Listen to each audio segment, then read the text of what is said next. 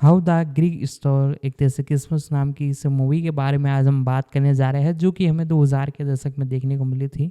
और ग्रीक के अंदर ये एक मूवी उसमें से एक कई मूवी उसमें से एक है, जो कि एक तरह से सुपर डुपर हिट रही थी। तो इसी के बारे में पूरी जानकारी आपको बताएगा, इसके pre production, releasing, casting, fact, detail update के बारे में। तो वीडियो को लाइक कर दे और इसके बारे में हम जानना चालू करते हैं। रॉ सीज की how the Grinch stall Christmas 2000 की अमेरिकी क्रिसमस फंतासी कॉमेडी फिल्म है, जिसका निर्देशन रॉन हॉवर्ड ने किया है, जिन्होंने ब्रायन ग्रेजर के साथ मिलकर इसका निर्माण भी किया है, जिसकी पटकथा जेफरी प्राइस और पीटर एस सीमैन ने लिखी है। रॉ सीज की 1957 में इसी नाम की बच्चों की किताब पर आधारित यह डॉ सीज की पहली किताब थी, जिसे एक पूर्ण लंबाई वाली फीचर फिल्म में रूपांतरित किया गया। यह 1966 के एनिमेटेड टीवी स्पेशल के बाद किताब का पहला लाइव एक्शन रूपांतरण और दूसरा रूपांतरण है। एंथनी हॉपकिंस द्वारा वर्णित इस फिल्म में जिम कैरी ने इसी नाम के पात्र की भूमिका निभाई है, जबकि Taylor Momsen, Jeffrey Tambor, Christine Baranski, Bill Irwin और मॉली शैनन सहायक भूमिकाओं में है। कहानी माउंट क्रम्पिट पर रहने वाले एक क्रोधी, हरे रंग के एकांतवासी ग्रिंच के इर्दगिर्द घूमती है, जो क्रिसमस और हूविल के खुशमिजाज निवासियों से घृणा करता है और उनके छुट्टियों के जश्न को बर्बाद करने की योजना बनाता है। डॉ सीज की how the Grinch stall Christmas 17 नवंबर 2000 को यूनिवर्सल पिक्चर्स द्वारा रिलीज की गई थी।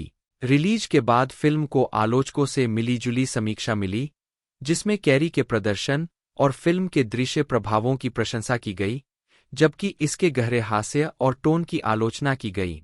यह बॉक्स ऑफिस पर एक बड़ी व्यावसायिक सफलता के रूप में उभरी, जिसने दुनिया भर में $346 मिलियन की कमाई की और 4 हफ्ते तक अमेरिका में शीर्ष फिल्म रही।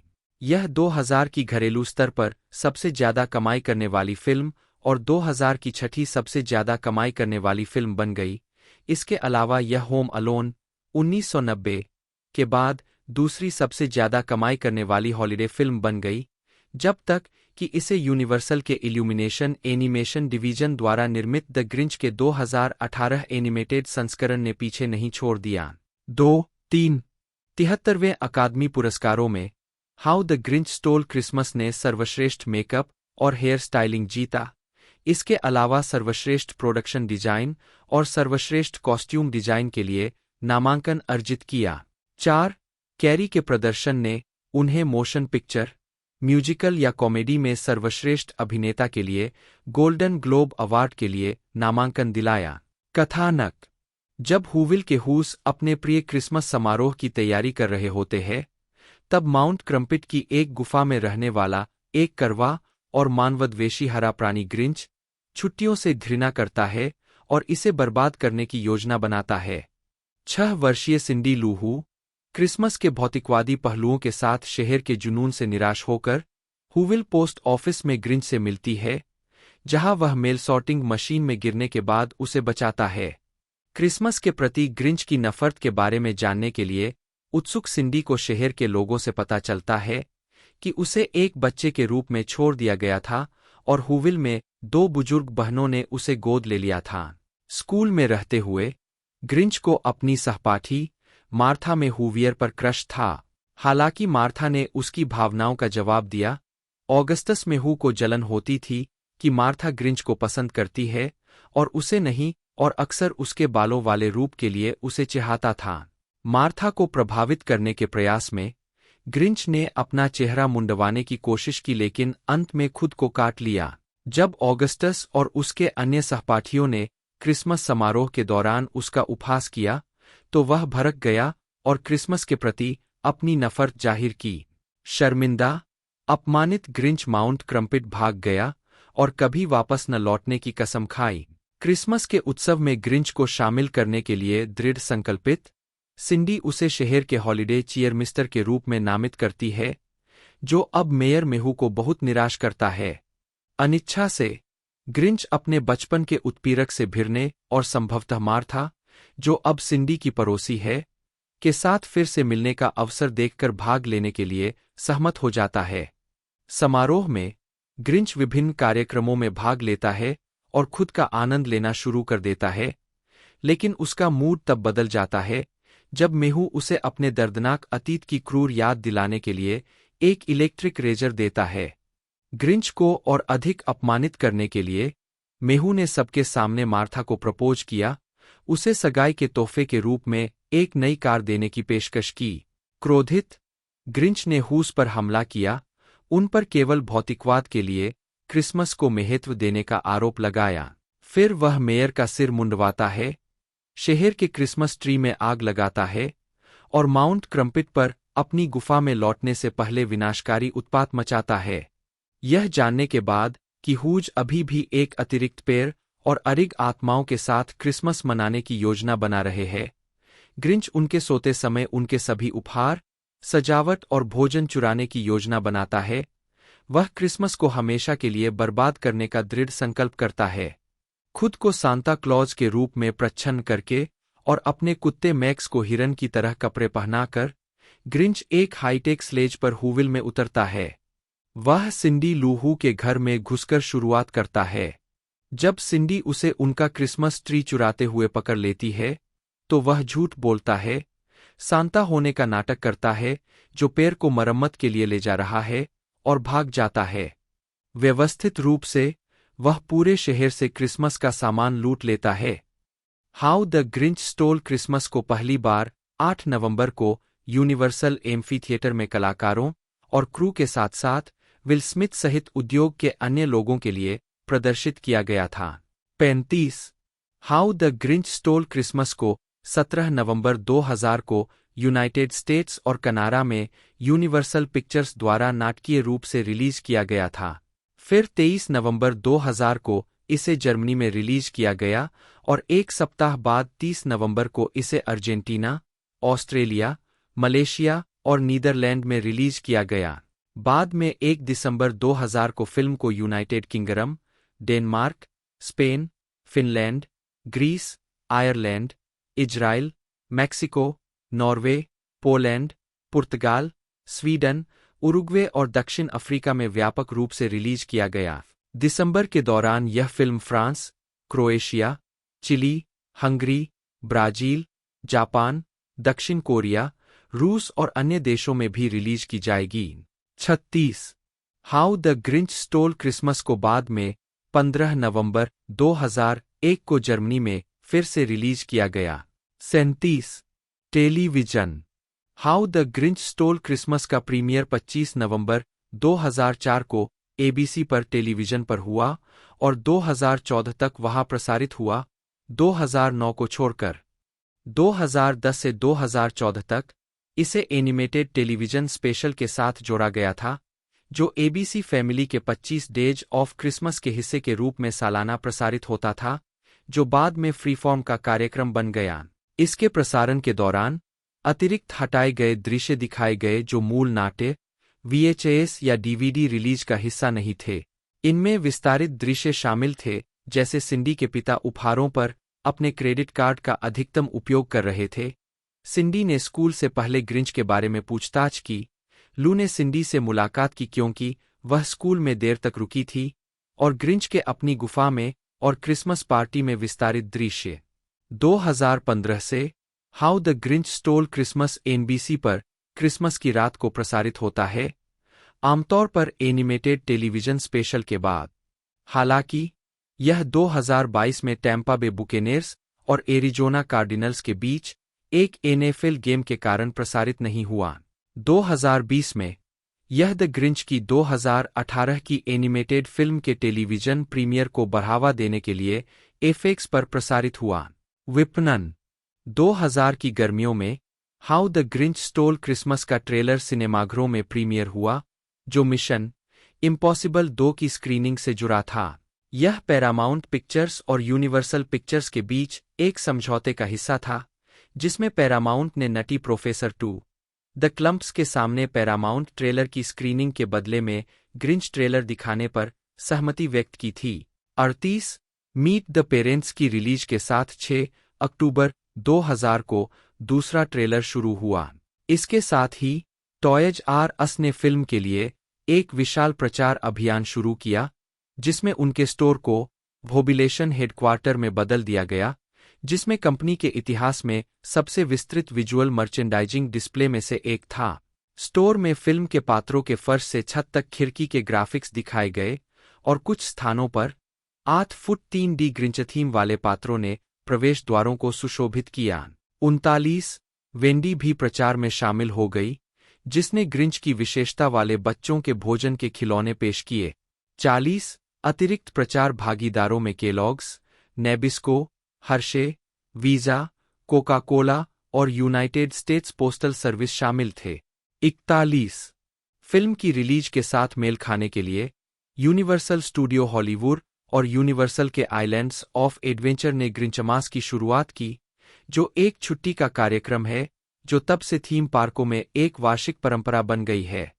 42 43 home media how the Grinch stall Christmas 20 नवंबर 2001 को VHS और DVD पर जारी किया गया था।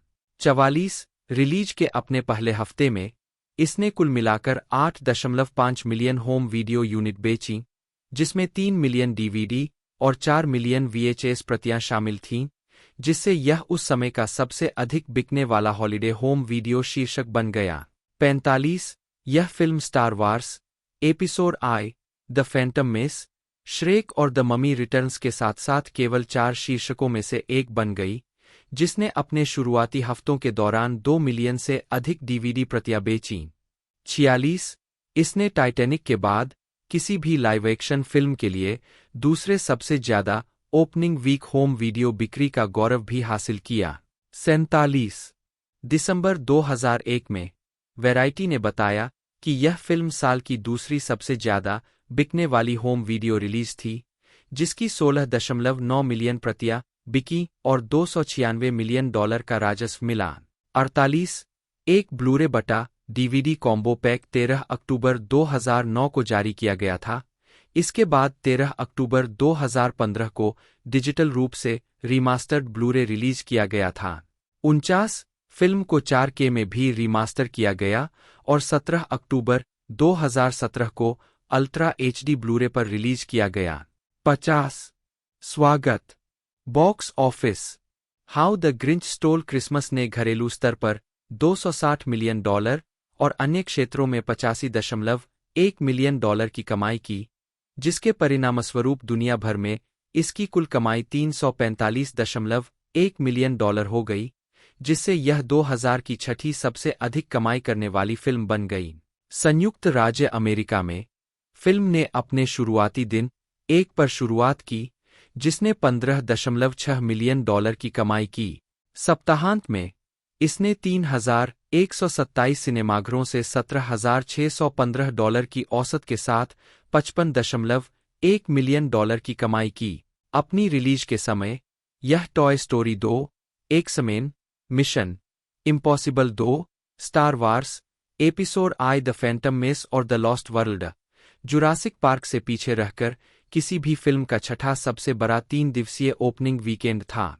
51 इसके अतिरिक्त इसने बैटमैन फॉरएवर को पीछे छोड़ते हुए जिम कैरी की फिल्म के लिए सबसे बड़ा ओपनिंग वीकेंड हासिल किया और रॉन हॉवर्ड के सबसे ज्यादा कमाई करने वाले ओपनिंग वीकेंड का नया रिकॉर्ड बनाया, जिसने रैनसम 1996 को पीछे छोड़ दिया।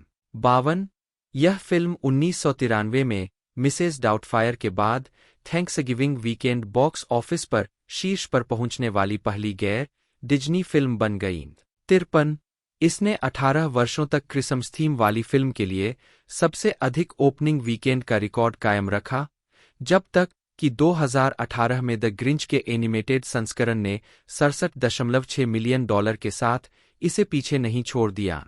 54 अपने दूसरे सप्ताहांत में फिल्म ने $52.1 मिलियन की कमाई की, जो सिर्फ 5.1% कम थी, जिसने उस समय किसी भी फिल्म के लिए दूसरे सप्ताहांत में सबसे ज्यादा कमाई करने का रिकॉर्ड बनाया और द फैंटम मेस को पीछे छोड़ दिया। 55 यह 4 सप्ताहांतों तक बॉक्स ऑफिस के शीर्ष पर रही, जब तक कि दिसंबर के मध्य में इसे व्हाट वीमेन वांट और dude where is my car ने पीछे नहीं छोड़ दिया। इसने छुट्टियों के दौरान भीड़ को आकर्षित करना जारी रखा और एक अन्य पारिवारिक film the emperors new groove से बेहतर प्रदर्शन किया। 56 तब तक यह मिशन इम्पॉसिबल 2 को पीछे छोड़कर साल की सबसे ज्यादा कमाई करने वाली फिल्म बन गई थी। 57 फिल्म ने 1 मार्च 2001 को 207,044,825 की अंतिम घरेलू कमाई के साथ अपना नाट्य प्रदर्शन समाप्त कर दिया। 2 बॉक्स ऑफिस मोजो का अनुमान। आलोचनात्मक प्रतिक्रिया। रॉटन टोमाटोज पर how the Grinch stall Christmas को 144 समीक्षाओं के आधार पर 49% की स्वीकृति रेटिंग मिली है, जिसकी औसत रेटिंग 5.610 है। साइट की आलोचनात्मक सहमति कहती है, जिम कैरी ग्रिंच के रूप में चमकते हैं। दुर्भाग्य से यह इस फिल्म को बचाने के लिए पर्याप्त नहीं है। आप टीवी कार्टून देखना बेहतर समझेंगे। 59 मेटाक्रिटिक पर 29 आलोचकों के आधार पर फिल्म को 100 में से 46 का भारित औसत स्कोर मिला है, जो मिश्रित या औसत समीक्षा दर्शाता है। 60 सिनेमास्कोर द्वारा सर्वेक्षण किए गए दर्शकों ने फिल्म को A+ से F पैमाने पर का औसत ग्रेड दिया। 61 रोजर एबर्ट ने फिल्म को 4 में से 2 स्टार दिए, इसे एक खट्टी मीठी, डरावनी, अजीब फिल्म के रूप में वर्णित किया और कहा कि प्रोडक्शन डिजाइन में उत्सवी चमक की कमी थी जिसकी सामग्री को आवश्यकता थी। एबर्ट ने टिप्पणी की कि कैरी, एक अभिनेता ने कभी भी किसी फिल्म में जितनी मेहनत की है उतनी ही कम लाभ के लिए, लेकिन उन्होंने कहा कि वयस्क कैरी के प्रयास की एक बौद्धिक तरीके से सराहना कर सकते हैं। 62 CNN के पॉल क्लिंटन ने फिल्म में कैरी के प्रभुत्व पर प्रकाश डाला, जिसमें कहा गया कि कैरी इस भूमिका को निभाने के लिए पैदा हुए थे और कहा कि अगर वह दृश्य में नहीं है तो कोई दृश्य नहीं है।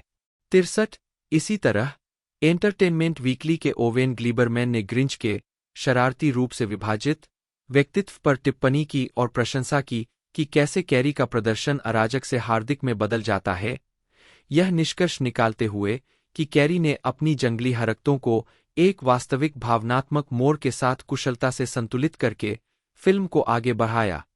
64 क्रिसमस की सुबह हूस को चोरी का पता चलता है और शहर तबाह हो जाता है। मेयर मेहू सिंडी पर ग्रिंच को उनकी छुट्टियों को बर्बाद करने का मौका देने का आरोप लगाते हैं, लेकिन उनके पिता पोस्टमास्टर लूलूहू उनका बचाव करते हैं और शहर को याद दिलाते हैं कि क्रिसमस उपहार और सजावट से कहीं ज्यादा है।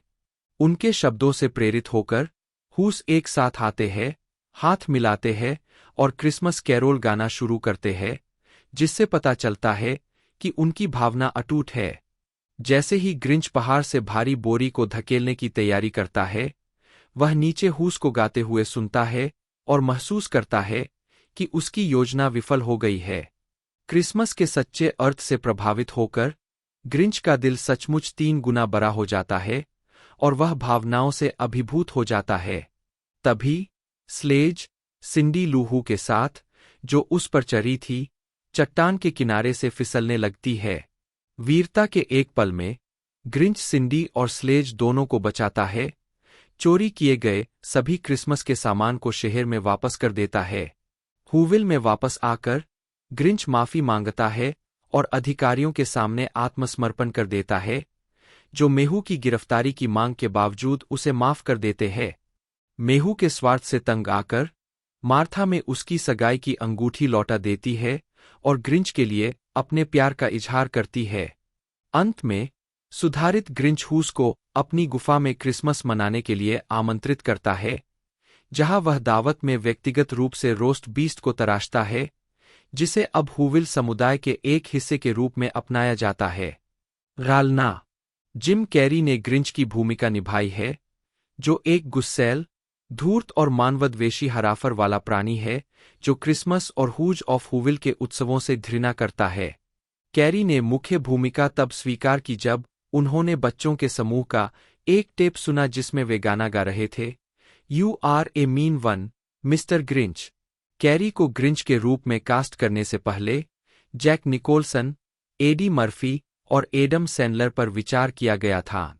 जोश रयान इवांस 8 वर्षीय ग्रिंच के रूप में 2002 में अपनी मृत्यु से पहले अपनी अंतिम फिल्म भूमिका में।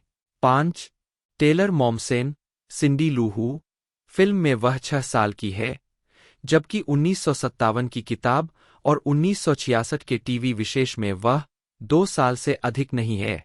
जेफरी टैम्बोर, मेयर ऑगस्टस मेहू, हूविले का भ्रष्ट, आलोचनात्मक, घमंडी, असभ्य और लालची मेयर, जो बचपन में ग्रिंच का गुंडा भी था। बेन बुकबाइंडर 8 वर्षीय ऑगस्टस की भूमिका में है, जो मार्था का ध्यान अपनी ओर आकर्षित करने के लिए ग्रिंच को धमकाता है। क्रिस्टीन बारांस्की मार्था में हूवियर के रूप में ग्रिंच का बचपन का प्यार, वह उसकी भावनाओं का जवाब देती है। मेयर ऑगस्टस मेहू के मन में भी उसके लिए भावनाएं हैं, लेकिन मार्था उसके अहंकारी और स्वार्थी व्यवहार और कई साल पहले ग्रिंच को डरा धमकाकर भागने के कारण उसे नापसंद करती है। लैंड्री ऑलब्राइट 8 वर्षीय मार्था के रूप में जो ग्रिंच के प्रति स्नेह दिखाती है, और जब स्कूल में बच्चे उसे चिढ़ाते हैं तो उसे नापसंद करती है। बिल इरविन, लू लू हू, बेटी के पति और सिंडी, ड्रू और स्टू के पिता। मॉली शैनन, बेटी लू हू, लू की पत्नी और सिंडी, स्टू और ड्रू की मां। एंथनी हॉपकिंस ने कथावाचक की भूमिका निभाई। हॉपकिंस ने एक ही दिन में फिल्म का पूरा वर्णन रिकॉर्ड किया। 6-7 केली मैक्स के रूप में ग्रिंच का पालतू कुत्ता और सबसे अच्छा दोस्त। मैक्स की भूमिका निभाने के लिए कुल 6 कुत्तों का इस्तेमाल किया गया। 8 उनमें से मुख्य केली नाम का एक कुत्ता था जिसे रॉन हॉवर्ड ने 1 पाउंड से बचाया था। 9 अन्य कुत्तों के बाल कटे हुए थे और केली जैसा दिखने के लिए रंगे हुए थे। 10 फ्रैंक वेल्कर मैक्स के लिए गायन प्रभाव प्रदान करते हैं। वेल्कर ने पहले the Grinch Grinches the cat in the Hat में मैक्स के लिए गायन प्रभाव प्रदान किया था। Clint Howard, Bris Who, mayor का चापलूस सहयोगी और सेवक। रीड किर्चेनबाउर, 8 वर्षीय ब्रिस हू के रूप में। मिंडी स्टर्लिंग, क्लेयर नेलाहू, ग्रिंच की 2 दत्तक माताओं में से एक। रेचेल विनफ्री, रोज हू, ग्रिंच की 2 दत्तक माताओं में से एक। जेरेमी हॉवर्ड, ड्रू लूहू, लू और बेटी के शरारती बेटों में से एक, स्टू का जुड़वा भाई और सिंडी का बड़ा भाई। टीजे थाइन, स्टू लूहू, दूसरा शरारती बेटा, ड्रू का जुड़वा भाई और सिंडी का बड़ा भाई। जिम मेस्कीमेन, पुलिस प्रमुख, अधिकारी लिहान हू के रूप में। मैरी स्टीन, मिस रू हू, ग्रिंच की स्कूल शिक्षिका जो बाद में सिंडी की शिक्षिका बन जाती है। दीप रॉय, पोस्ट ऑफिसर क्लर्क के रूप में। रेंस हॉवर्ड, बुजुर्ग टाइमकीपर के रूप में। वर्ने ट्रॉयर, बैंड सदस्य के रूप में। ब्राइस हॉवर्ड, सरप्राइज्ड हू के रूप में। उत्पादन विकास रॉन हावर्ड, निर्देशक और निर्माता। 1991 में अपनी मृत्यु से पहले डॉसीस ने अपनी पुस्तकों के फिल्म अधिकार बेचने के प्रस्तावों को लगातार अस्वीकार कर दिया था। हालांकि उनके निधन के बाद उनकी विधवा ऑड्रे गीजेल ने कपड़ों की लाइन, सहायक उपकरण और सीडी सहित कई व्यापारिक सौदों का मनोरंजन करना शुरू कर दिया। 11 जुलाई 1998 में उनके एजेंटों ने एक महत्वपूर्ण घोषणा की, how the Grinch stall Christmas के फिल्म अधिकारों की नीलामी की जाएगी। शर्तें कठोर थी। दावेदारों को $5 मिलियन का अग्रिम भुगतान करने के लिए तैयार होना था, बॉक्सऑफिस की कुल कमाई का 4%, व्यापारिक राजस्व का 50%, पुस्तक टाई-इन लाभ का 70% और संगीत से संबंधित आय। इसके अलावा ग्रिंच की भूमिका के लिए विचार किए जाने वाले किसी भी अभिनेता को एडम सैंडलर या जिम कैरी के समान कद का होना था। केवल निर्देशक या लेखक जिन्होंने पहले किसी पिछले प्रोजेक्ट पर कम से कम $1 मिलियन कमाए थे, वे भाग लेने के पात्र थे। 12 कई स्टूडियो और फिल्म निर्माताओं ने लाइव एक्शन ग्रिंच के लिए अपना विजन पेश किया। 20वीं सेंचुरी फॉक्स, निर्देशक टॉम शेडीक और निर्माता डेव फिलिप्स और जॉन डेविस ने ग्रिंच के लिए जैक निकोलसन को ध्यान में रखते हुए अपना संस्करण पेश किया। 13 फेरेली भाइयों और जॉन ह्यूजेस ने भी अपने संस्करण प्रस्तुत किए।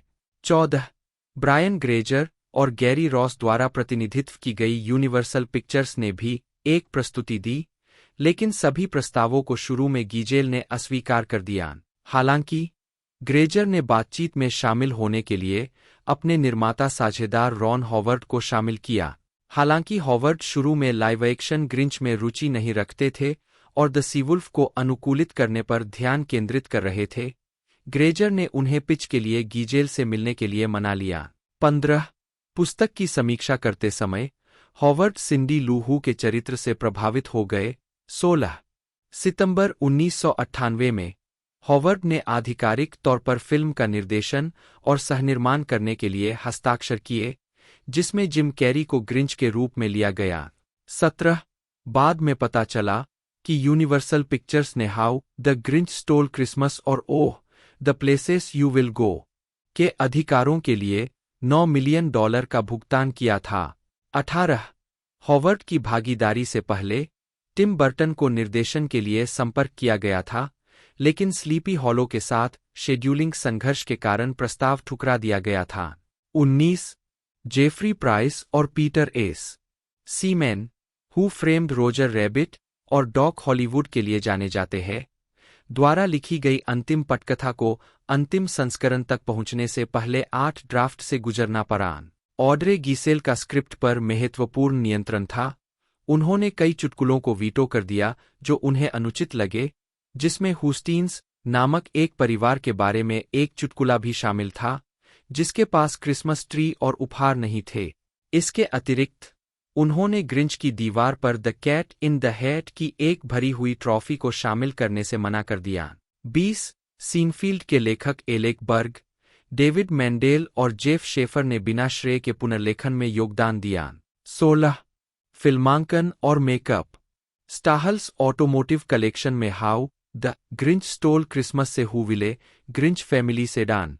How the Grinch stall Christmas की मुख्य फोटोग्राफी सितंबर 1999 से जनवरी 2000 तक हुई। रॉ सीस की विधवा ऑड्रे गीजेल ने अक्टूबर 1999 में सेट का दौरा किया। हुविल सेट का अधिकांश हिस्सा यूनिवर्सल स्टूडियो बैकलॉट पर बनाया गया था, जो साइको 1960 के प्रतिष्ठित बेट्स मोटल सेट के पीछे स्थित है। प्रसिद्ध मेकअप कलाकार रिक बेकर, जिम कैरी और बाकी कलाकारों के लिए प्रोस्थेटिक मेकअप डिजाइन करने और बनाने के लिए जिम्मेदार थे। कई परीक्षणों के बाद कैरी बेकर के पहले मेकअप परीक्षण की एक तस्वीर से प्रभावित हुए, जिससे बेकर के शुरुआती डिजाइन का उपयोग करने का निर्णय लिया गया। ग्रिंच पोशाक याक के बालों से बनी थी, जिसे हरे रंग में रंगा गया था और स्पेंडेक्स सूट पर सिल दिया गया था। 21 कैरी के लिए मेकअप लगाने की प्रक्रिया में हर दिन ढाई घंटे लगते थे और कैरी अक्सर पोशाक पहनने की तुलना जिंदा दफन होने से करते थे।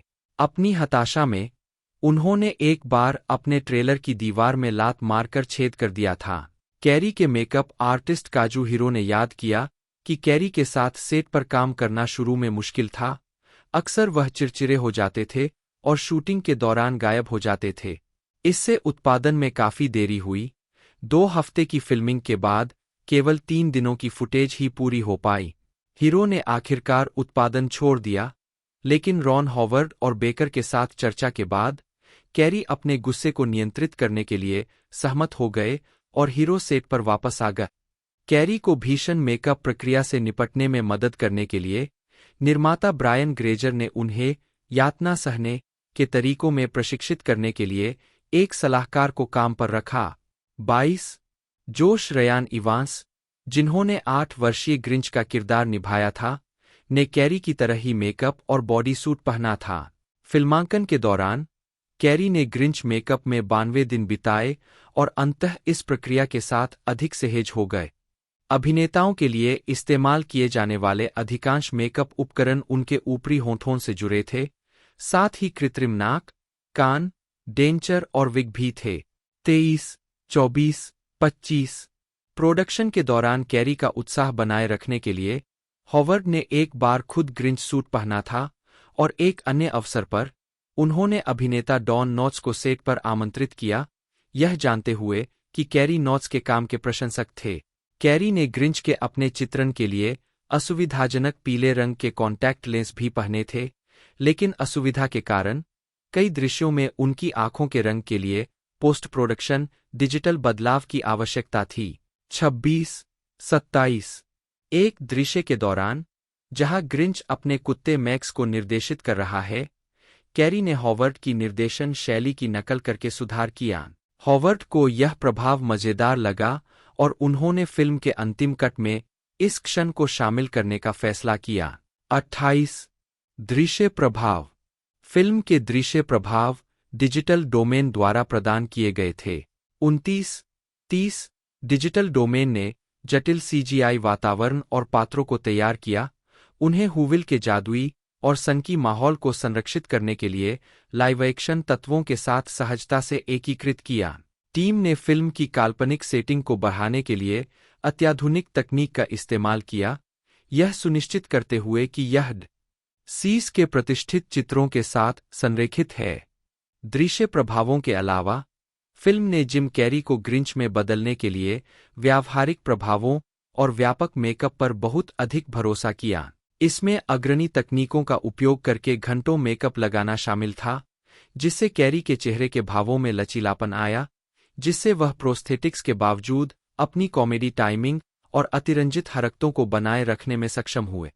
30-31 संगीत रॉ सीज की how the Grinch stall Christmas original motion picture soundtrack album द्वारा विभिन्न कलाकारों जारी किया 7 नवंबर 2000 रिकॉर्डेड 2000 शैली क्रिसमस जल्दी से आना चट्टान फिल्म अंक लंबाई 73-19 लेबल इंटरस्कोप एल्बम का साउंड ट्रैक 7 नवंबर 2000 को जारी किया गया था। 32 इसमें कई कलाकारों द्वारा प्रस्तुत संगीत का संग्रह है, जिसमें बुस्टा राइम्स, फेथ हिल, ईल्स, स्मैश माउथ और NSYNC शामिल है। हॉर्नर के स्कोर से अधिक संकेतों की विशेषता वाले साउंड ट्रैक का एक विस्तारित संस्करण 1 नवंबर 2022 को लाला लैंड रिकॉर्ड्स पर जारी किया गया था। 33 सभी गानों की लंबाई एप्पल म्यूजिक से ली गई है। 34 सभी संगीत जेम्स हॉर्नर द्वारा रचित है, सिवाय उन स्थानों के जहां उल्लेख किया गया है।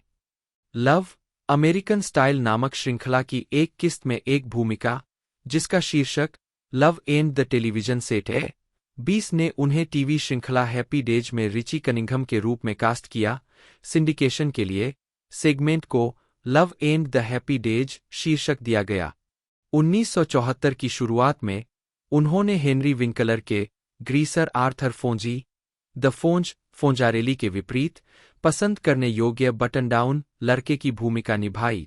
हैप्पी डेज सेट पर उन्होंने विंकलर के साथ ऑन और ऑफ स्क्रीन केमिस्ट्री विकसित की।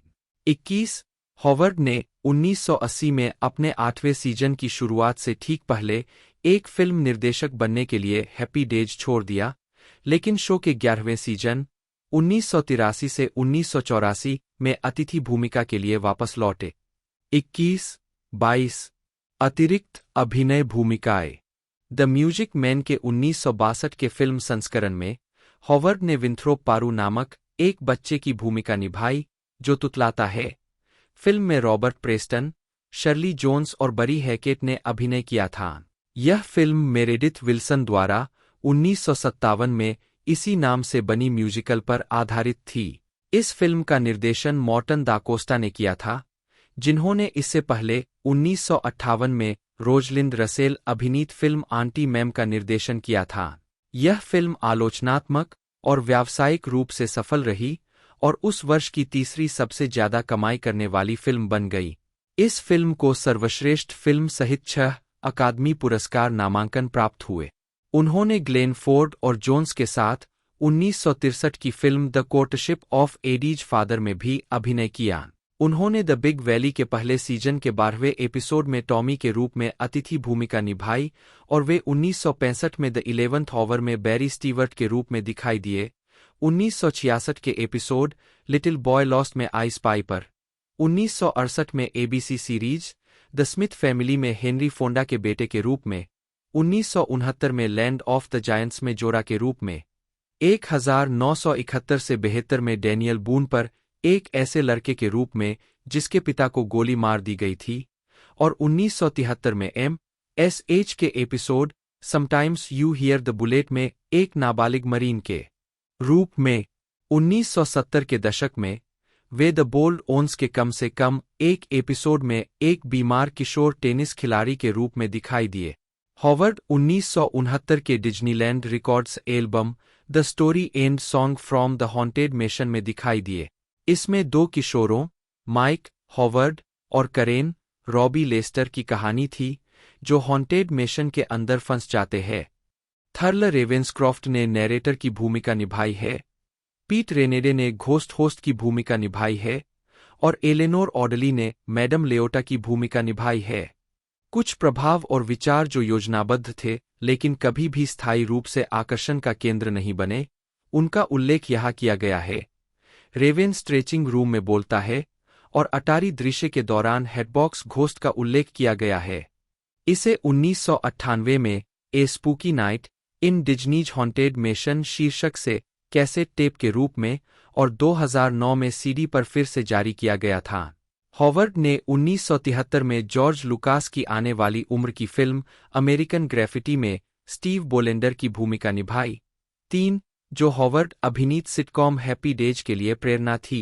हॉवर्ड ने Richard Dreifuss, Charles Martin Smith और हैरिसन फोर्ड के साथ फिल्म में अभिनय किया। शिकागो सन-टाइम्स के आलोचक रोजर एबर्ट ने अपने 4 सितारा समीक्षा में फिल्म की प्रशंसा करते हुए लिखा, अमेरिकन ग्रेफिटी न केवल एक बेहतरीन फिल्म है, बल्कि ऐतिहासिक कथा साहित्य का एक शानदार काम है। कोई भी समाजशास्त्रीय ग्रंथ उस सांस्कृतिक क्षण में जीवित रहने के तरीके को याद रखने में फिल्म की सफलता की नकल नहीं कर सकता। 23. हॉवर्ड ने अगली करी मोर अमेरिकन ग्रेफिटी 1979 में अपनी भूमिका दोहराई। 1974 में हॉवर्ड ने द वाल्टन्स एपिसोड द गिफ्ट में जेसन वाल्टन, जॉन वाल्मस्ले के सबसे अच्छे दोस्त सेट टर्नर के रूप में अतिथि भूमिका निभाई। रॉ मैकाइवर्स के रूप में कलाकारों में रॉन हॉवर्ड के पिता रेंस हॉवर्ड भी शामिल है। 24. 1976 में हॉवर्ड ने जॉन वेन और लॉरेन बैकल के साथ डॉन सीगल की द शूटिस्ट में अभिनय किया, जो कैंसर से मरने वाले एक पश्चिमी बंदूकधारी की कहानी थी। यह फिल्म वेन की आखिरी फिल्म थी। हॉवर्ड अरेस्टेड डेवलपमेंट 25 के कथावाचक थे और बाद के सीजन में कैमियो के रूप में भी दिखाई दिए। रास्ते पर लाने वाला 1977 से 1992 प्रमुखता की ओर उदय। 1980 में हैप्पी डेज छोड़ने से पहले हॉवर्ड ने 1977 में कम बजट की comedy action film grand theft auto के साथ निर्देशन में पदार्पण किया, जो एक स्क्रिप्ट पर आधारित थी जिसे उन्होंने अपने पिता रेंस के साथ मिलकर लिखा था। 3. यह रोजर कॉर्मन के साथ एक समझौते पर हस्ताक्षर करने के बाद आया, जिसमें कॉर्मन ने हॉवर्ड को क्रिस्टोफर नॉरिस के साथ ईट माई डस्ट में अभिनय करने के बदले में एक फिल्म निर्देशित करने दी थी। 3. हॉवर्ड ने 1978 और 1982 के बीच एनबीसी के लिए कई टीवी फिल्मों का निर्देशन किया, जिसमें 1980 की टीवी फिल्म स्काईवर्ड भी शामिल थी, जिसमें बेट्टे डेविस ने अभिनय किया था। 3. उनका बड़ा निर्देशन ब्रेक 1982 में नाइट शिफ्ट के साथ आया, जिसमें माइकल कीटन, शेली लॉन्ग और हॉवर्ड के हैप्पी डेज के सहकलाकार हेनरी विंकलर थे। 3. नाइट शिफ्ट के बाद हॉवर्ड ने कई प्रमुख फिल्मों का निर्देशन किया, जिसमें टॉम हैंक्स, डेरिल हन्ना, यूजीन लेवी और जॉन कैंडी अभिनीत फंतासी रोमांटिक कॉमेडी स्प्लैश 1984 शामिल है। फिल्म बॉक्स ऑफिस और आलोचनात्मक रूप से सफल रही। उन्होंने डॉन एमेचे, ह्यूम क्रोनिन, विल्फोर्ड ब्रिमली और ब्रायन डेनही अभिनीत science fiction comedy drama cocoon 1985 का भी निर्देशन किया। यह फिल्म भी आलोचनात्मक और वित्तीय रूप से सफल रही और डॉन एमेचे के लिए सर्वश्रेष्ठ सहायक अभिनेता का पुरस्कार जीता। 1988 में वे वैल किल्मर और वारविक डेविस अभिनीत high fantasy adventure film willow में जॉर्ज लुकास के साथ फिर से जुड़े। 1980 के दशक में निर्देशक के रूप में हॉवर्ड का अंतिम काम पारिवारिक कॉमेडी फिल्म पेरेंटहुड 1989 थी, जिसमें Steve Martin, Tom Hulce, Rick Moranis, Martha Plimpton, Joaquin Phoenix, Keanu Reeves, Jason Robards, Mary Steenburgen और डायने विस्ट जैसे कलाकारों ने अभिनय किया था। फिल्म ने अपने शुरुआती सप्ताहांत में $10 मिलियन कमाते हुए एक स्थान पर शुरुआत की। इसने अंतः घरेलू स्तर पर $100 मिलियन और दुनिया भर में $126 मिलियन की कमाई की। 26. यह फिल्म एक महत्वपूर्ण हिट थी और इसे 2 अकादमी पुरस्कार नामांकन प्राप्त हुए। रोनाल्ड विलियम हॉवर्ड, जन्म 1 मार्च 1954, एक अमेरिकी निर्देशक, निर्माता, पटकथा लेखक और अभिनेता है। हॉवर्ड ने फिल्मों का निर्देशन करने से पहले एक बाल कलाकार के रूप में अपना करियर शुरू किया था। अपने 6 दशक के करियर में हॉवर्ड को कई पुरस्कार मिले हैं, जिनमें 2 अकादमी पुरस्कार, 6 एमी पुरस्कार, 2 गोल्डन ग्लोब पुरस्कार और 1 ग्रैमी पुरस्कार शामिल है। उन्हें 2003 में नेशनल मेडल ऑफ आर्ट्स से सम्मानित किया गया और 2013 में उन्हें टेलीविजन हॉल ऑफ फेम में शामिल किया गया। एक, दो फिल्म और टेलीविजन में उनके योगदान के लिए हॉलीवुड वॉक ऑफ फेम पर उनके 2 सितारे हैं। हॉवर्ड पहली बार एक बाल कलाकार के रूप में प्रमुखता में आए। 1960 से 1968 तक sitcom the Andy Griffith show में sheriff Andy Taylor, Andy Griffith द्वारा अभिनीत के बेटे युवा ओपी टेलर की भूमिका निभाने के लिए राष्ट्रीय ध्यान आकर्षित करने से पहले कई टेलीविजन श्रृंखलाओं में अभिनय किया। इस दौरान वह संगीत में फिल्म द म्यूजिक मैन 1962 में भी दिखाई दिए, जो एक महत्वपूर्ण और व्यावसायिक सफलता थी। हॉवर्ड को प्रभावशाली आने वाली उम्र की फिल्म अमेरिकन ग्रेफिटी 1973 में मुख्य भूमिकाओं में से एक में लिया गया था और सिटकॉम हैप्पी डेज 1974 से 1980 में रिची कनिंघम की भूमिका निभाने के लिए एक घरेलू नाम बन गया।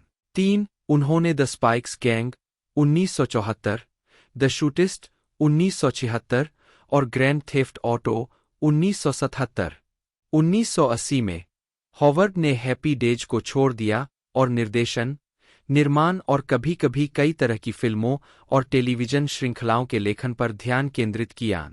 उनकी फिल्मों में कॉमेडी नाइट शिफ्ट 1982, स्प्लैश 1984 और कोकून 1985 के साथ-साथ फंतासी विलो 1988, थ्रिलर बैकड्राफ्ट 1991 और अखबार comedy drama film the paper 1994 शामिल है।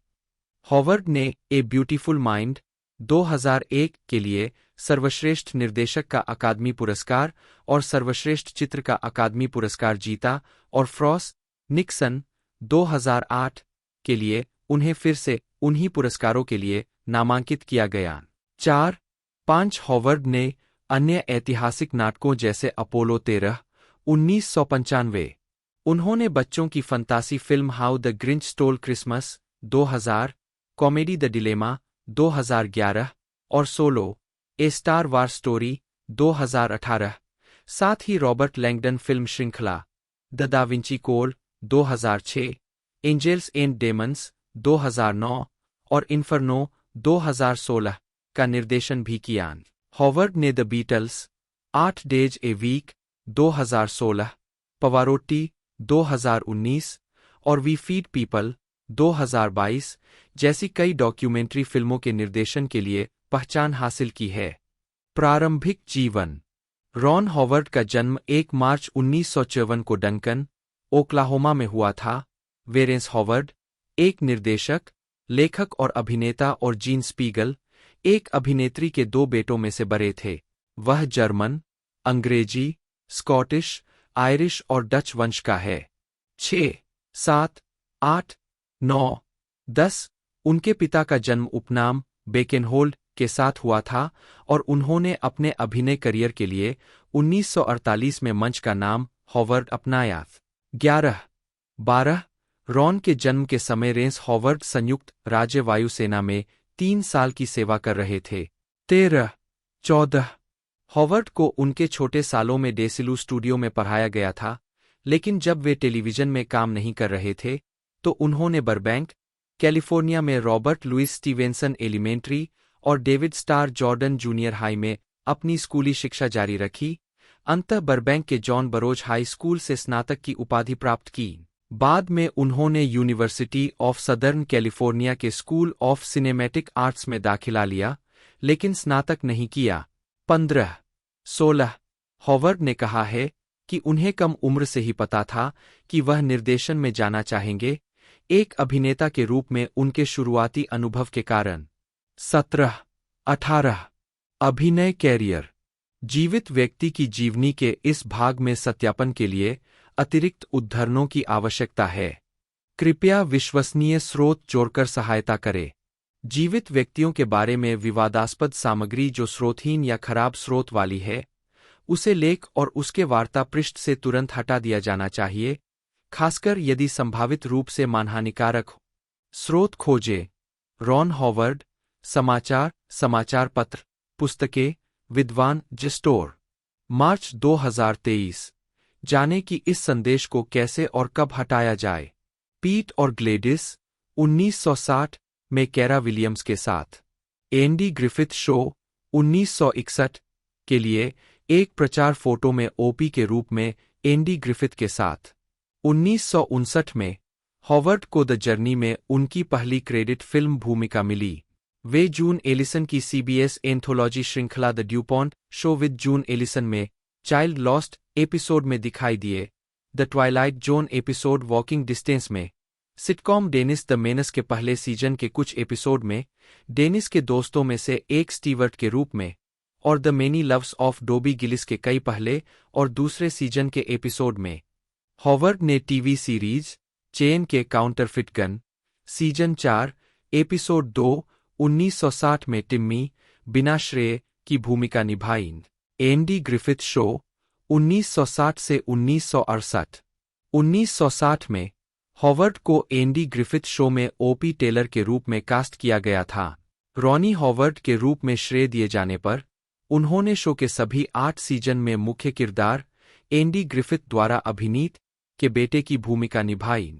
सेट पर एक बाल कलाकार के रूप में अपने अनुभवों को याद करते हुए उन्होंने टिप्पणी की, मैं 5 साल का था और मैं अपने हाथ में जो सामान था उसमें व्यस्त था, क्योंकि वह एक खिलौना कछुआ था, लेकिन मुझे यह दिखावा करना था कि यह एक असली कछुआ है जिसे दर्शक नहीं देख पा रहे थे और यह मर चुका था, इसलिए मुझे रोना था और बहुत भावुक होना था, और मुझे याद है कि वह उस छोटे कछुए को देख रहा था और मुझसे बात कर रहा था कि यह दिखावा करना कितना मजेदार था कि वह मर चुका है। इसलिए मुझे बस एक बहुत ही सुकून भरा पहला प्रभाव याद है। 19 यह सिटकॉम अपने पुराने जमाने के बेहतरीन क्वालिटी के लिए जाना जाता था। हालांकि यह समकालीन समय अवधि में सेट किया गया था, लेकिन इसने 1960 के दशक से अलग युग का मूड पैदा किया।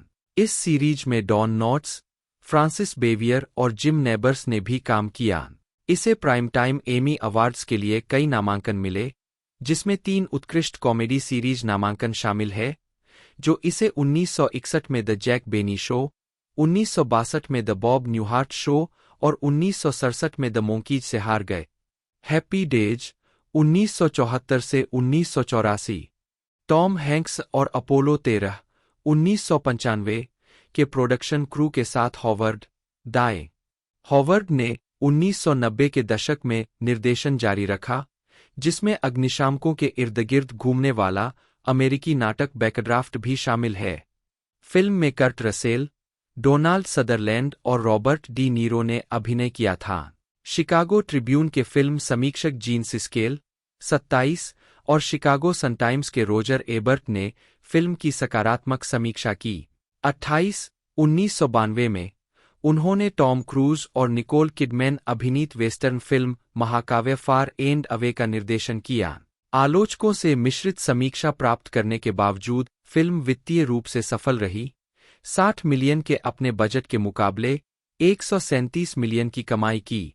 1994 में हॉवर्ड ने Michael Keaton, Glenn Close, Marisa Tomei, Jason Alexander, Jason Robards और रॉबर्ट डुवेल द्वारा अभिनीत कलाकारों की टुकड़ी के साथ अखबार कॉमेडी ड्रामा द पेपर का निर्देशन। 1995 से 2008 ऐतिहासिक नाटक और प्रशंसा।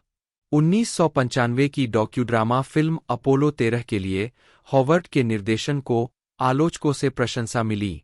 29, 30, 31, 32 इस फिल्म में टॉम हैंक्स, केविन बेकन और बिल पैक्सटन ने अपोलो 13 फ्लाइट क्रू के 3 अंतरिक्ष यात्री सदस्यों की भूमिका निभाई है, जिसमें गैरी सिनिस, एड हैरिस और कैथलीन क्विनलान ने सहायक भूमिकाएं निभाई है।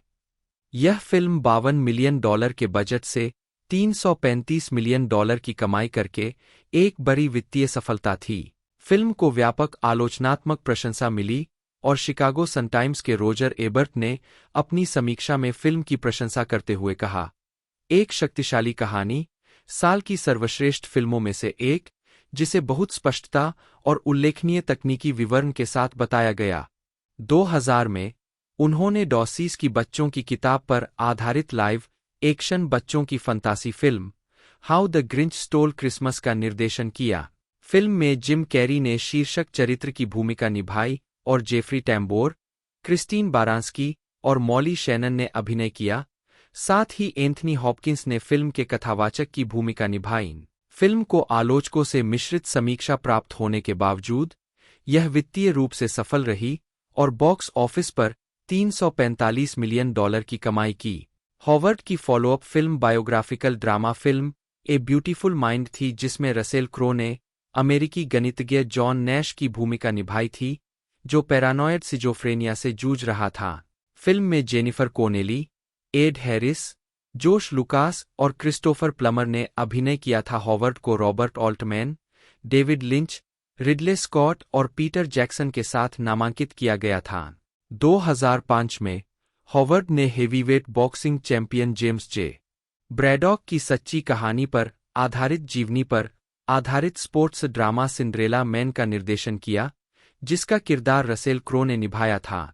इस फिल्म में रेनी जेलवेगर ने उनकी पत्नी में ब्रैडॉक और पॉल जियामाटी ने उनके प्रशिक्षक जो गोल्ड की भूमिका निभाई थी। रॉटन टोमाटोज ने इसे 214 आलोचकों की समीक्षाओं के आधार पर 80% की स्वीकृति रेटिंग दी, जिसका औसत स्कोर 7.410 था। इसकी आम सहमति कहती है, कठोरता और समय और स्थान की एक भावपूर्ण समझ के साथ सिंड्रेला मैन एक शक्तिशाली अंडरडॉग कहानी है और रॉन हॉवर्ड और रसेल क्रो एक ठोस संयोजन साबित होते हैं। 34 हॉवर्ड को रॉबर्ट लैंगडन फिल्मों के निर्देशन के लिए भी जाना जाता है। सीक्वल एंजेल्स एंड डेमन्स 2009 थी, जिसमें हैंक्स ने अपनी भूमिका दोहराई और इवान मैकग्रेगर और स्टेलन स्कार्सगार्ड ने अभिनय किया। 2016 में इन्फर्नो को रिलीज किया गया, जिसमें हैंक्स ने फेलिसिटी जोन्स, इरफान खान और उमर सी के अभिनय के साथ भूमिका जारी रखी। तीनों फिल्मों को मिश्रित समीक्षा मिली, लेकिन दर्शकों के बीच लोकप्रिय रहीं।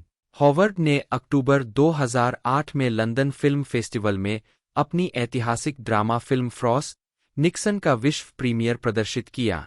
35 यह फिल्म पूर्व संयुक्त राज्य अमेरिका के राष्ट्रपति रिचर्ड निक्सन और British talk show host David Frost के बीच फ्रॉस्ट निक्सन साक्षात्कार के रूप में जानी जाने वाली टेप की गई बातचीत पर आधारित है।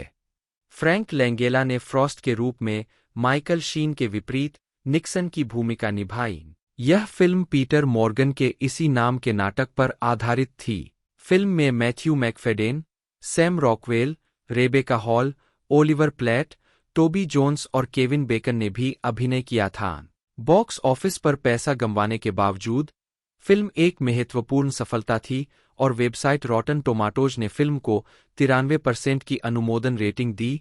36 मेटाक्रिटिक ने 38 आलोचकों के आधार पर फिल्म को 100 में से 80 का औसत स्कोर दिया है, जो आमतौर पर अनुकूल समीक्षा दर्शाता है। 37 फिल्म को 5 अकादमी पुरस्कार नामांकन मिले, जिसमें हॉवर्ड को सर्वश्रेष्ठ निर्देशक के लिए नामांकन मिला।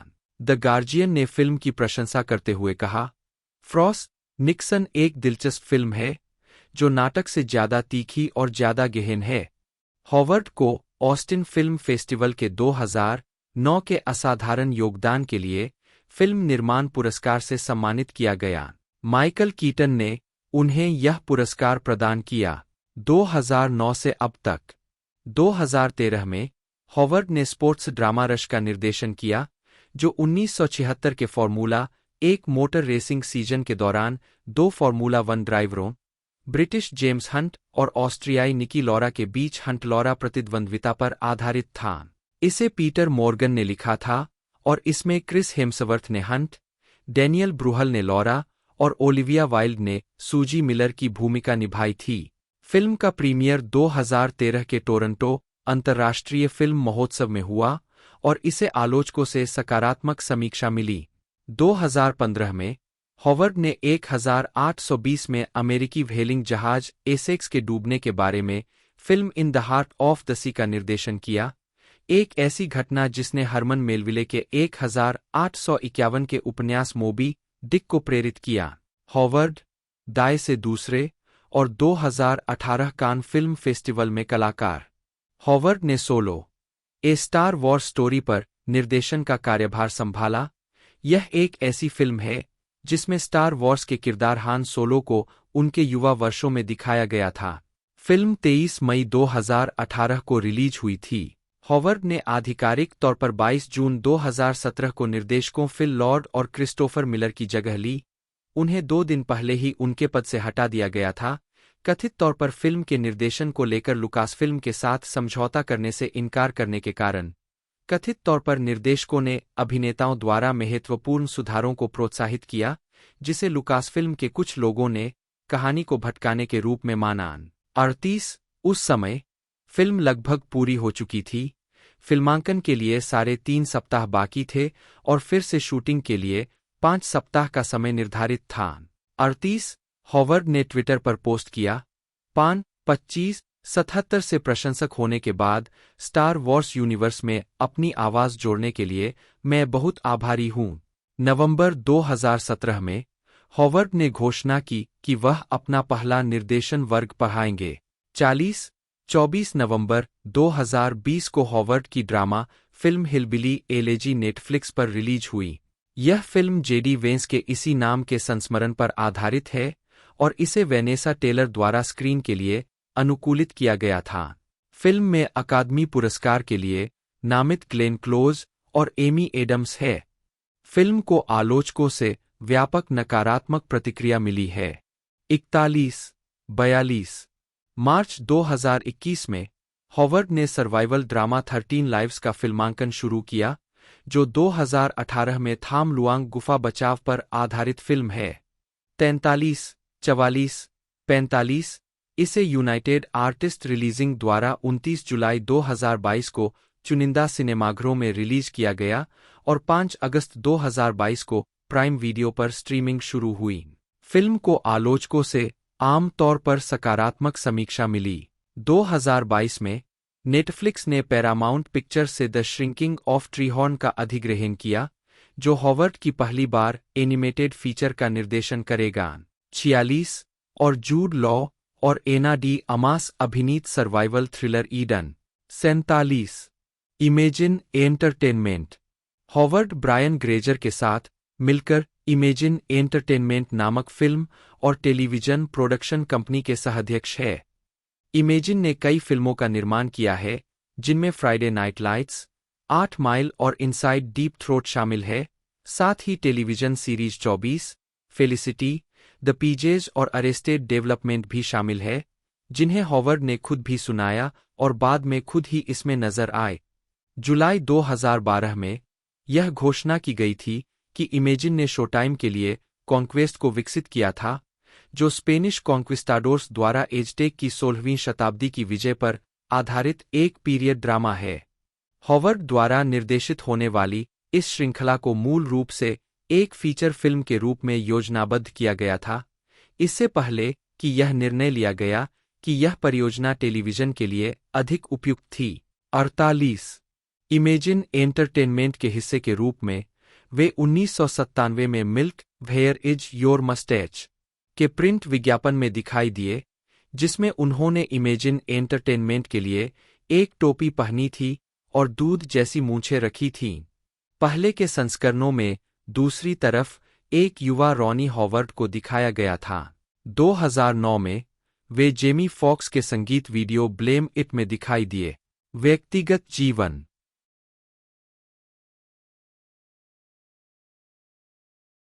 न्यूयॉर्क हेराल्ड ट्रिब्यून में लिखते हुए एमएस लिब्बी ने पुस्तक की तुलना डॉ. सीस की पिछली रचनाओं से की।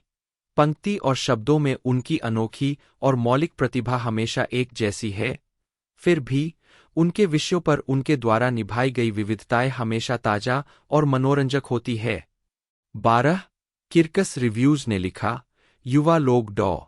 सीस की खलनायक के बारे में पहली पुस्तक की मूर्खतापूर्ण मस्ती से अभिभूत हो जाएंगे। 12 समीक्षक ने ग्रिंच को स्क्रूज के बाद सबसे बेहतरीन क्रिसमस कैट कहा।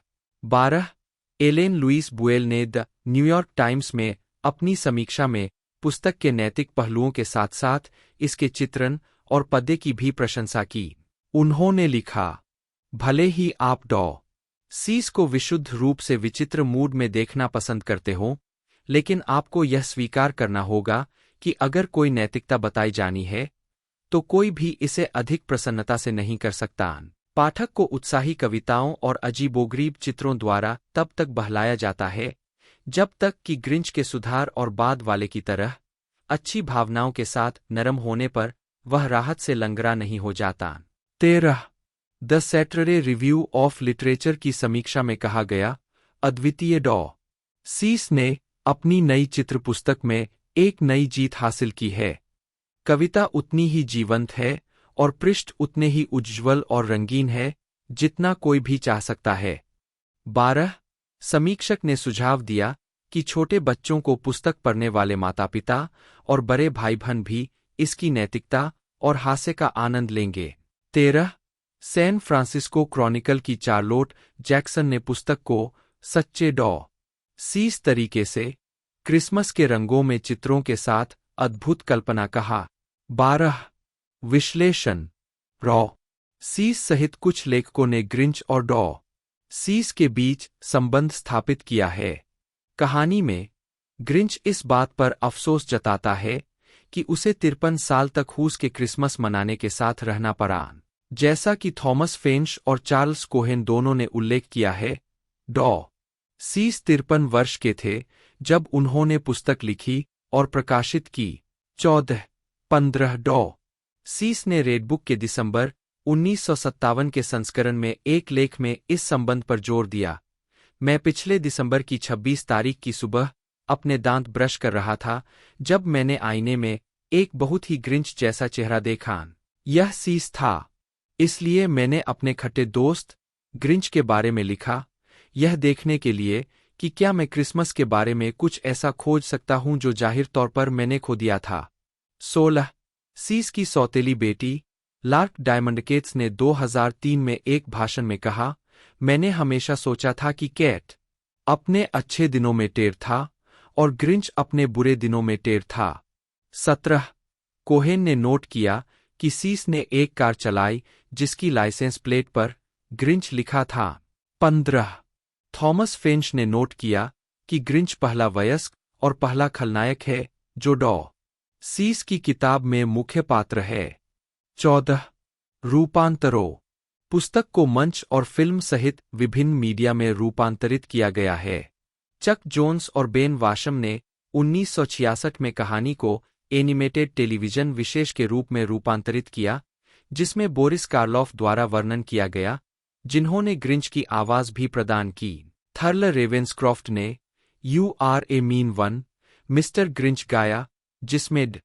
सीस ने खुद गीत लिखे थे। 18-19 हैलोवीन इज ग्रिंच नाइट नामक एक प्रीक्वल 28 अक्टूबर 1977 को एबीसी पर प्रसारित किया गया था। हंस कॉनरीड ग्रिंच और नरेटर की आवाज थे क्योंकि बोरिस कार्लोफ की 1969 में मृत्यु हो गई थी। The Grinch Grinches the cat in the Hat नामक एक क्रॉसओवर स्पेशल 20 मई 1982 को एबीसी पर प्रसारित। 20 इल्यूमिनेशन एंटरटेनमेंट ने द ग्रिंच नामक एक 3D एनिमेटेड फीचर फिल्म भी विकसित की। 21 जिसका निर्देशन यारो चेनी और स्कॉट मोसियर ने किया और जिसमें बेनेडिक्ट कम्बरबैच ने ग्रिंच की भूमिका निभाई। 22 इसे मूल रूप से 10 नवंबर 2017 को रिलीज किया जाना था। 23 लेकिन इसे 9 नवंबर 2018 तक के लिए टाल दिया गया। 24 2022 में पुस्तक को एक हॉरर फिल्म में रूपांतरित किया गया, जिसका निर्देशन स्टीवन लामोर्ट ने किया और जिसमें डेविड हॉवर्ड थॉर्नटन ने ग्रिंच की भूमिका निभाई। 25 पुस्तक की कई ऑडियो रिकॉर्डिंग और दृश्यश्रव्य रूपांतरण भी प्रकाशित हुए हैं। 1975 में जीरो मोस्टेल ने कहानी का एक एलपी रिकॉर्ड सुनाया। 26 1992 में रैंडम हाउस होम वीडियो ने वाल्टर मथाउ द्वारा सुनाई गई पुस्तक का एक अद्यतन एनिमेटेड संस्करण जारी किया, जिसमें कहानी if I rain the zoo भी शामिल थी। 27 2009 में आईफोन के लिए एक इंटरैक्टिव बुक संस्करण जारी किया गया था। 28 2000 में रिक मेयल ने ऑडियो सीडी द डॉ सीस कलेक्शन पर सीस की 4 पुस्तकों में से एक के रूप में पुस्तक पढ़ी। 2007 में old globe theatre, San Diego द्वारा एक संगीत में मंच संस्करण का निर्माण किया गया था। इसे ब्रॉडवे पर भी बनाया गया था और 2008 में एक सीमित स्काई वाले यूएस दौरे पर भी। उत्तरी अमेरिकी दौरा 2010 की शरद ऋतु में शुरू हुआ और उसके बाद से हर शरद ऋतु में दौरा किया गया।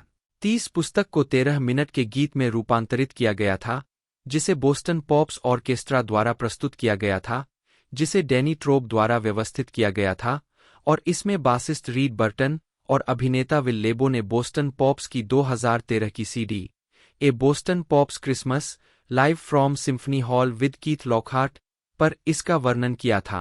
31 परंपरा 2007 के एक ऑनलाइन सर्वेक्षण के आधार पर नेशनल एजुकेशन एसोसिएशन ने इस पुस्तक को शिक्षकों की बच्चों के लिए शीर्ष 100 पुस्तकों में से एक के रूप में सूचीबद्ध किया।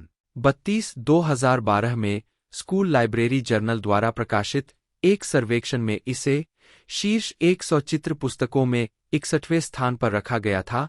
सूची में 5 पुस्तकों में से यह चौथी थी। 33 पुस्तक के मुख्य पात्रों ने अन्य कृतियों में भी अपनी उपस्थिति दर्ज कराई है। Grinch animated special Halloween is Grinch night और the Grinch Grinches the cat in the Hat में दिखाई देता है। मैक्स ग्रिंच का कुत्ता और खुद ग्रिंच भी बच्चों के कठपुतली शो द वुबुलस वर्ल्ड ऑफ डॉ सीस में दिखाई देते हैं। ग्रिंच सिंडी लू हू और मैक्स सीसिकल में दिखाई देते हैं, जो एक संगीत है जो कई डॉ सीस पुस्तकों से अपना कथानक लेता है। पुस्तक लिखे जाने के बाद से शब्द ग्रिंच एक अनौपचारिक संज्ञा के रूप में लोकप्रिय शब्दावली में शामिल हो गया है, जिसे किल्लजॉय या स्पॉइलस्पोर्ट के रूप में परिभाषित किया गया है। 34 परिणाम 5 सितंबर 2023 को रैंडम हाउस चिल्ड्रन बुक्स द्वारा प्रकाशित how the Grinch lost Christmas नामक एक सीक्वल रिलीज किया गया। पुस्तक एलेस्टेयर हेम द्वारा लिखी गई थी और एरिस्टाइड्स रुइज द्वारा चित्रित की गई थी। 36 यह भी देखे क्रिसमस थीम वाले साहित्य की सूची। How the Grinch stall Christmas Theodor डो सीस गीसेल द्वारा लिखित क्रिसमस बच्चों की किताब है, जिसे लेखक द्वारा चित्रों के साथ तुकबंदी में लिखा गया है। यह ग्रिंच एक चिड़चिड़े एकाकी प्राणी का अनुसरण करता है, जो क्रिसमस की पूर्व संध्या पर पास के शहर हुविल के घरों से क्रिसमस के उपहार और सजावट चुराकर लोगों की क्रिसमस योजनाओं को विफल करने का प्रयास करता है।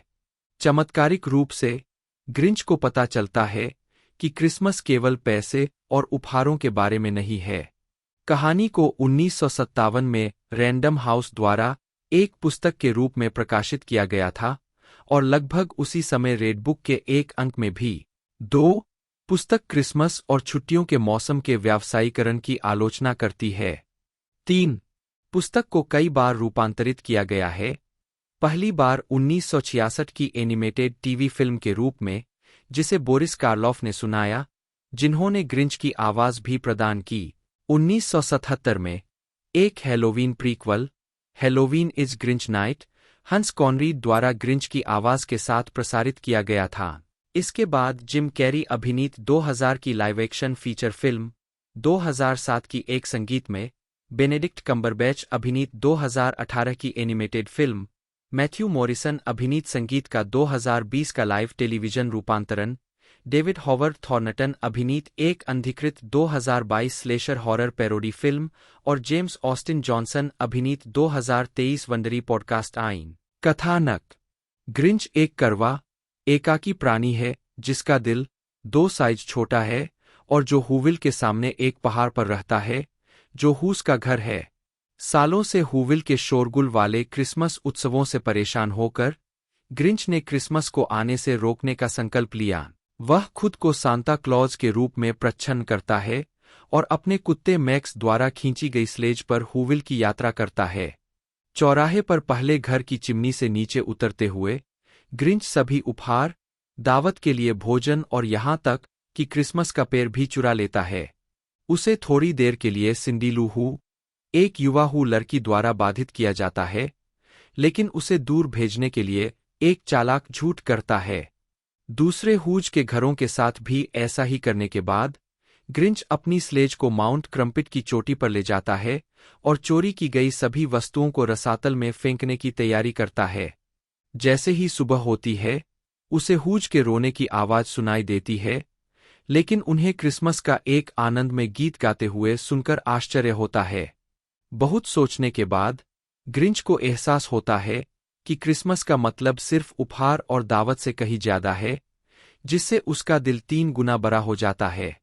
सुधारे हुए ग्रिंच ने हूज के उपहार और भोजन लौटा दिए और उन्हें क्रिसमस की दावत में आमंत्रित किया गया। पृष्ठभूमि और प्रकाशन इतिहास। रॉ सीस 1957 में how the Grinch stall Christmas पर काम कर रहे थे। ग्रिंच पहली बार डॉ सीस की 33 पंक्ति वाली सचित्र कविता द हुबब एंड द ग्रिंच में दिखाई दिया, जिसे मूल रूप से रेडबुक पत्रिका के मई 1955 के संस्करण में प्रकाशित किया गया था। 4 डॉ सीस ने कुछ साल बाद 1957 की शुरुआत में how the Grinch stall Christmas पर काम शुरू किया। उन्होंने हाल ही में the cat in the hat पूरी की थी और फिलिस और बेनेट सेर्फ और उनकी पत्नी हेलेन पामर गीजेल के साथ बिगिनर बुक्स की स्थापना के बीच में थे। हेलेन, जिन्हें लगातार चिकित्सा समस्याएं थीं और अप्रैल 1957 में उन्हें एक छोटा सा स्ट्रोक हुआ था, फिर भी उन्होंने एक अनौपचारिक संपादक के रूप में काम किया, जैसा कि उन्होंने पिछली डॉ सीस पुस्तकों के साथ किया था। 5 रॉ सीस ने दावा किया कि वह चरित्र के लिए प्रेरणा थे, क्योंकि उनकी पत्नी की स्वास्थ्य समस्याओं और क्रिसमस के व्यावसायीकरण से उनकी निराशा ने उन्हें 26 दिसंबर को दर्पण में देखने पर बहुत ग्रिंचिश महसूस कराया था। 6-7 रॉ सीस ने पुस्तक को तेजी से लिखा और कुछ हफ्तों के भीतर ही इसे पूरा कर लिया। 8 जीवनी लेखक जूडिथ और नील मॉर्गन ने लिखा कि यह उनके करियर की सबसे आसान किताब थी, सिवाय इसके निष्कर्ष के। 5 डॉ सीस के अनुसार, मैं ग्रिंच को इस झंझट से बाहर निकालने में उलझ गया। मैं ऐसी स्थिति में आ गया जहां मैं दूसरे दर्जे के उपदेशक या किसी बाइबिल के सत्यवादी की तरह लग रहा था। आखिरकार हताशा में, बिना कोई बयान दिए, मैंने ग्रिंच और हूज को एक साथ टेबल पर दिखाया और ग्रिंच द्वारा भुने हुए जानवर को तराशने का एक मजाक बनाया।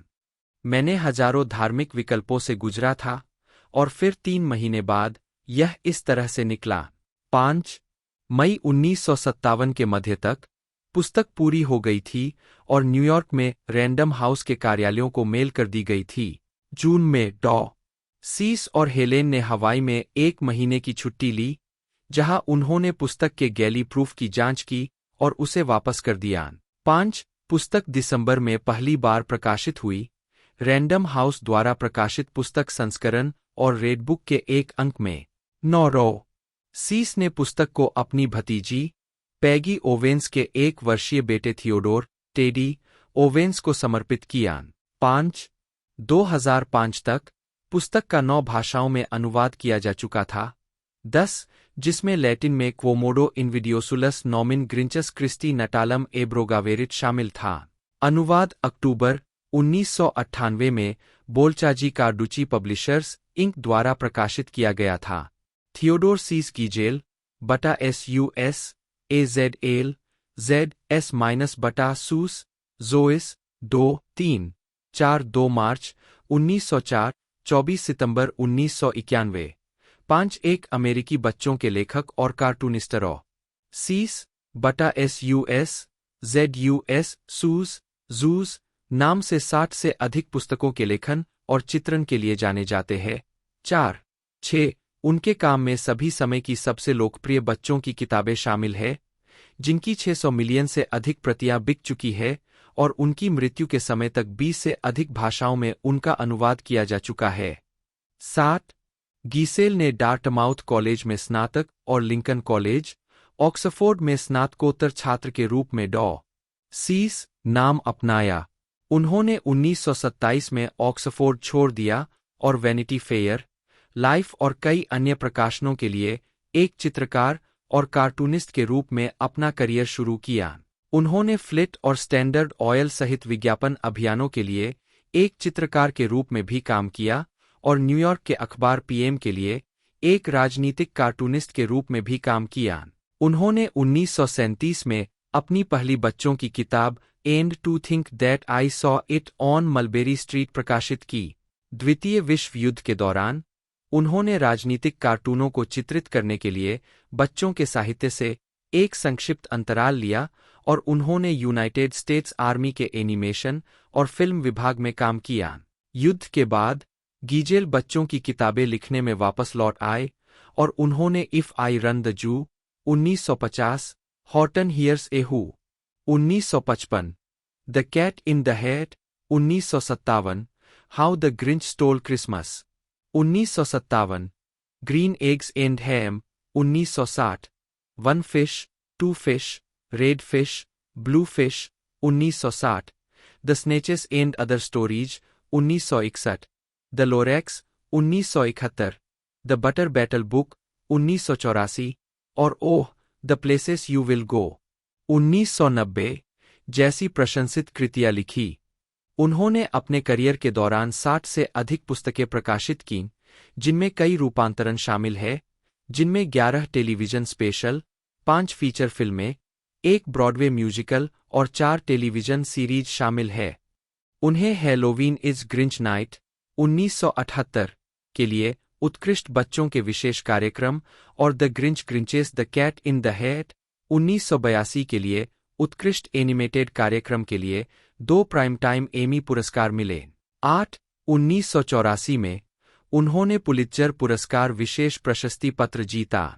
उनके जन्मदिन 2 मार्च को national read across America day के लिए वार्षिक तिथि के रूप में अपनाया गया है, जो राष्ट्रीय शिक्षा संघ द्वारा बनाई गई पढ़ने पर केंद्रित एक पहल है। जीवन और कैरियर। प्रारंभिक वर्षों। गीजेल का जन्म और पालनपोषण स्प्रिंगफील्ड, मैसाचुसेट्स में हुआ था, जो हेनरीटा, नीसीस और थियोडोर रॉबर्ट गीजेल के बेटे थे। 9-10 उनके पिता पारिवारिक शराब की भट्ठी का प्रबंधन करते थे और बाद में मेयर जॉन ए डेनिसन द्वारा स्प्रिंगफील्ड की सार्वजनिक पार्क प्रणाली की देखरेख के लिए नियुक्त किए गए थे। 11 जब शराब की भट्ठी निषेध के कारण बंद हो गई थी। 12 स्प्रिंगफील्ड में मलबेरी स्ट्रीट, जो उनकी पहली बच्चों की किताब and to think that I saw it on Mulberry Street में प्रसिद्ध हुई, फेयरफील्ड स्ट्रीट पर उनके बचपन के घर के पास है। 13 परिवार यहूदी वंश का था। 14-15 गीजेल का पालन पोषण मिसौरी सिनॉड लूथर्न के रूप में हुआ और वे अपना पूरा जीवन संप्रदाय में रहे।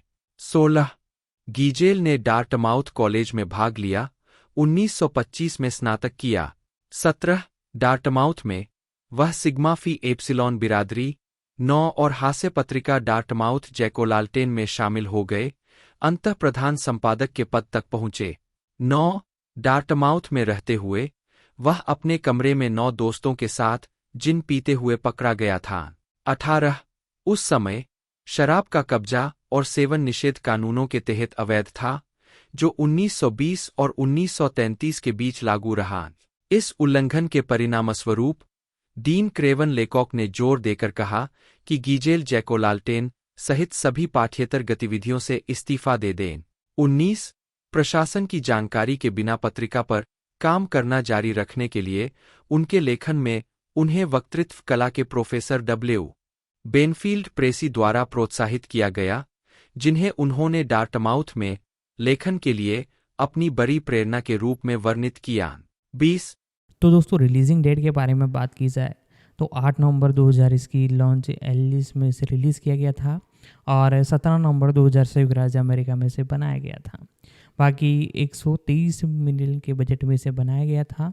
मूवी हिट रही थी और टोटल बॉक्स ऑफिस कलेक्शन की बात की जाए तो 346.5 मिलियन का इसका टोटल बॉक्स ऑफिस कलेक्शन रहा था, जो कि मूवी को सुपर डुपर हिट बनाता है।